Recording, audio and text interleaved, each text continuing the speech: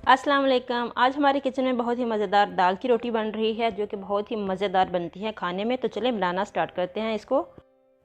सबसे पहले आप जिस भी बाउल में या परात में या जिस भी बर्तन में आप आटा गूंथते हैं उस बर्तन में आटा डालें। यहाँ पे मैं 5 कप के करीब आटा ले रही हूँ। उससे 10 से 12 रोटियाँ जो हैं वो ईज़िली बन जाएंगी। और अब मैं इसमें डाल रही हूँ 2 बड़े साइज़ के चॉप किए हुए प्याज। ये देखिए बिल्कुल बारीक चॉप किए मैंने। अगर आप चॉप नहीं करना चाहते तो आप बारीक जो स्लाइसिस में कट करते हैं वैसे कट कर लें। यहाँ पे मैंने 2 मुट्ठी भर के धनिए के ले लिए, इसको बिल्कुल बारीक काट लिया है, ये भी इसमें ऐड कर दूंगी।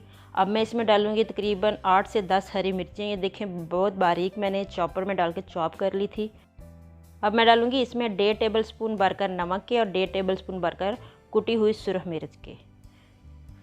और अब इसमें डालेंगे 1 टेबल स्पून खुश्क धनिया का पाउडर और 1 टेबल स्पून कुटा हुआ गरम मसाला। ये सारी चीज़ें डाल के अब मैं डाल रही हूँ इसमें दाल मेरे पास लेफ़्ट ओवर पड़ी हुई थी, रात को बनाई थी।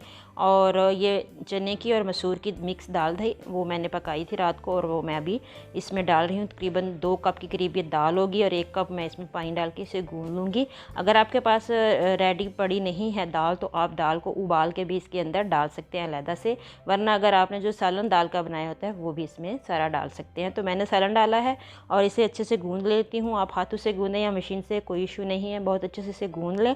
और मैंने पानी एक दफ़ा में ही डाल दिया था, लेकिन अगर आप हाथ से गूंद रहे हैं तो आप पानी जो है जितनी आपको ज़रूरत होगी आप उस हिसाब से डालेंगे। और यहाँ पे एक बात और, अगर आप दाल उबाल के डाल रहे हैं तो इसमें आपने 3 से 4 टेबल स्पून ऑयल के भी डाल देने हैं, कुकिंग ऑयल जो होता है वो भी डालने हैं। मेरे पास जो दाल थी उसमें काफ़ी ऑयल था इसलिए मैंने इसमें ऑयल ऐड नहीं किया। तो आटा मैंने बहुत अच्छे से गूंद लिया है।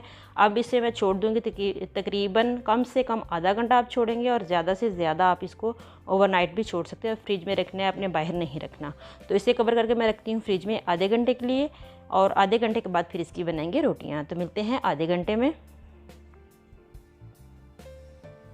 तो यहाँ पे आधा घंटा हो चुका है, आटे को मैंने फ्रिज से निकाल लिया है। थोड़ा सा उसका पेड़ा लेंगे, पहले मैंने थोड़ा सा आटा नीचे रखा, उसके ऊपर थोड़ा सा मक्खन रखा है, होममेड मक्खन है ये।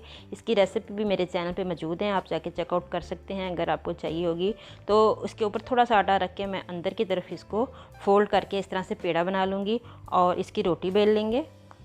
थोड़ा सा खुश्क आटा इसके ऊपर छिड़क लेते हैं ताकि मैट के साथ आटा जो है, रोटी जो है वो चिपके नहीं।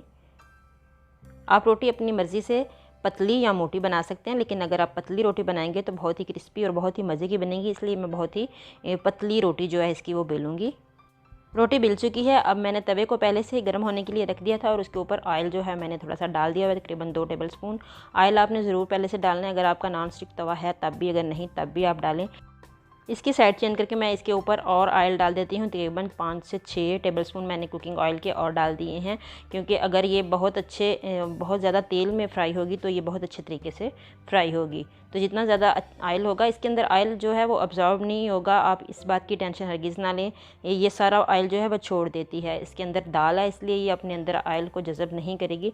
तो बहुत अच्छे से देखें क्रिस्पी सा मैंने पराठा जो है वो तैयार कर लिया, आपको नज़र आ रहा होगा। ये बहुत ही मज़ेदार और परफेक्ट, इसके अंदर जो सारी स्पाइसेस हैं वो हैं, इसके अंदर कुछ भी चीज़ कम नहीं होगी, ज़्यादा नहीं होगी, बहुत ज़्यादा ये फीका नहीं होगा, बहुत ही ये मज़े का बनता है। ऊपर इसके रखते हैं सफ़ेद मक्खन जो कि पिघल रहा है और ये बहुत ही मज़े की रोटी बनती है। आपने इसको ज़रूर ट्राई करना है और मुझे फ़ीडबैक देना है। मिलती हूँ नेक्स्ट वीडियो के साथ, तब तक के लिए दुआओं में याद रखिएगा।